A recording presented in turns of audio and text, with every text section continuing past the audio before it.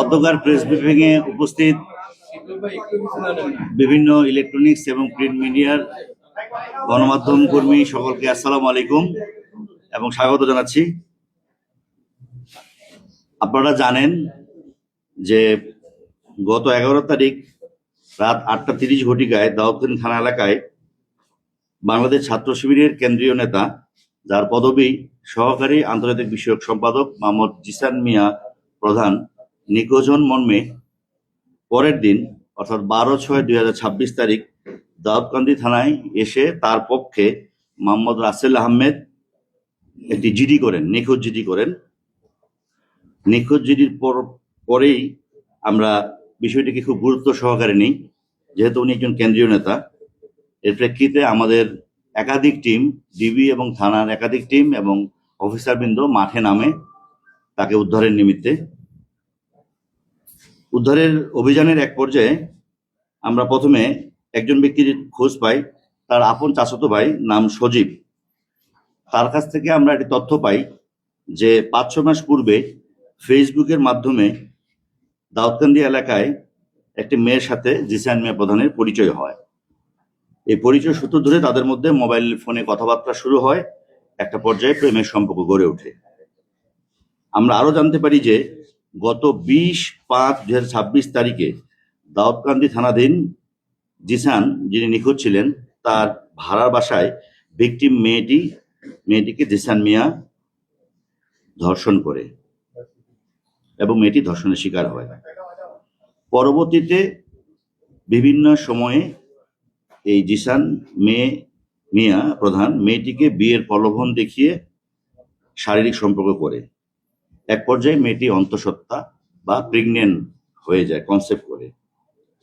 এরপরে জিসান মিয়া প্রধান মেয়েটিকে জোরপূর্বক বাচ্চা নষ্ট করার জন্য চাপ প্রয়োগ করতে থাকে, না হলে মেয়েটিকে মেরে ফেলার হুমকি প্রদান করেন। এক পর্যায়ে মেয়েটি জানের ভয়ে বাচ্চা নষ্ট করতে রাজি হন। এরপরে জিসান মিয়া তার পূর্ব পরিচিত ঘনিষ্ঠ জনৈক সেকেন্দার আলী ফার্মেসির দোকান করে তার দোকান হতে বাচ্চা নষ্ট করে একটি মেয়েটিকে খাওয়ায়।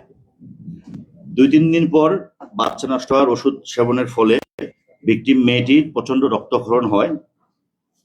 এই বিষয়টিও মেয়েটি জিসানকে জানায়।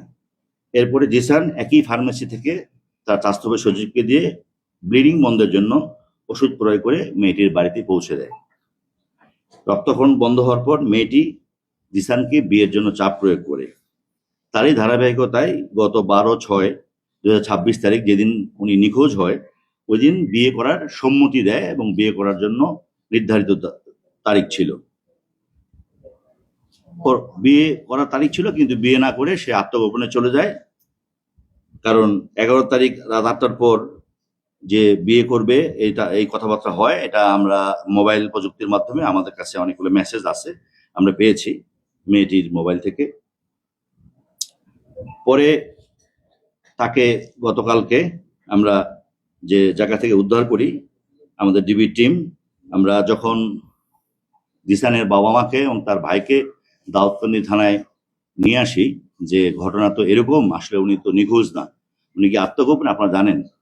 তার কিছুক্ষণের মধ্যেই তারাই বলছে যে তাদের ভাই, জিসানের যে ভাই, সে বলছে লাকসামে পাওয়া গেছে।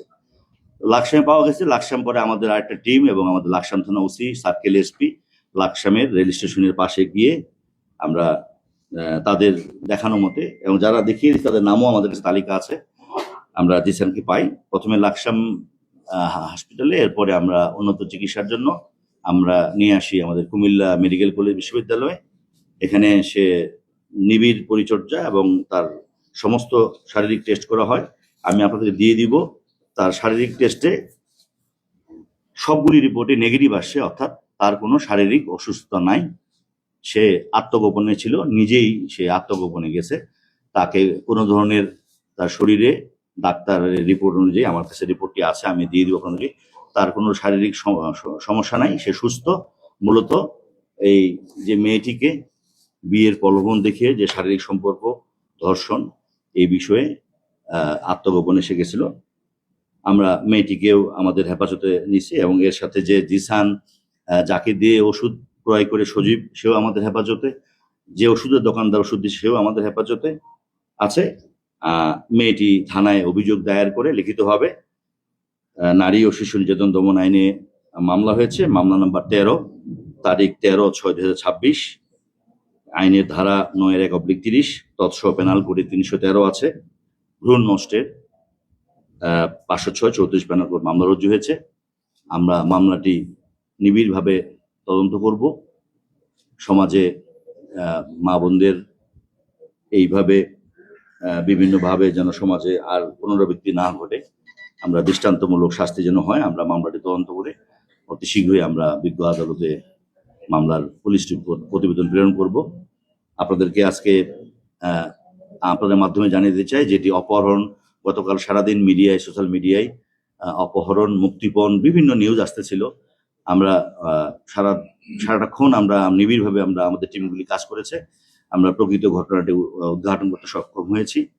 আমি আপনাদেরকে যেটা তুলে ধরলাম এই প্রেস লিস্টে আমি আপনাদের সকলের কাছে দিয়ে দিব। অসংখ্য ধন্যবাদ। এখানে মূলত 4 জন। মামলা তো আসামি তো আমরা না, মানে যিনি ভিকটিম, ক্ষতিগ্রস্ত, উনি যেভাবে লিখিত দিয়েছেন আমরা সেই হিসেবে। তো এখানে মূলত তো জিসান হচ্ছে তার সাথে ধর্ষণের যে আসামি, আর বাকি যে ওষুধ দিয়ে তাকে তার আপনার বাচ্চার যে গর্ভপাত করা যারা সহযোগী ছিল তারা সহযোগী আসামি হিসেবে মোট 4 জন আছে।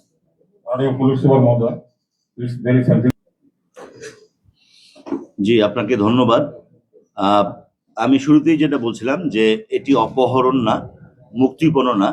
আমরা যখন মেয়েটিকে উদ্ধার করি এবং এর সাথে জড়িত তার চাচাতো ভাই সজীব এবং ওষুধের দোকানদার এবং এর পরবর্তীতে যখন জিসানের বাবা মা এবং তার ভাইকে, তখন কিন্তু within very short time, within 10 মিনিটসের মধ্যে জিসানকে পাওয়া যায়। তার মানে তাদের সাথে যোগাযোগ ছিল।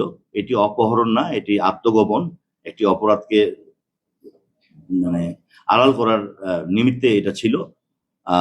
এই বিষয়টা পরিষ্কার। আর যিনি 1 নম্বর এখন আমাদের এজাহারের বর্ণিত আসামি, তিনি এখনো মেডিকেল কলেজে আছে, কারণ প্রত্যেকটা মানুষের চিকিৎসা রাইট আছে। ডাক্তার কুমিল্লা মেডিকেল ডাক্তার হেফাজতে আছে, ওখানে আমাদের পুলিশও আছে। আমরা ওইখানে কারোর সাথে দেখা করতে দিচ্ছি না। আমাদের কাছে মেডিকেল রিপোর্ট আছে উনি সুস্থ, তারপর ডাক্তার রিলিজ যতক্ষণ দিবে না ততক্ষণ পর্যন্ত এটা ডাক্তারদের বিষয়। রিলিজ দিলে পরে আমরা বিজ্ঞ আদালতে সোপর্দ করবো ইনশাআল্লাহ।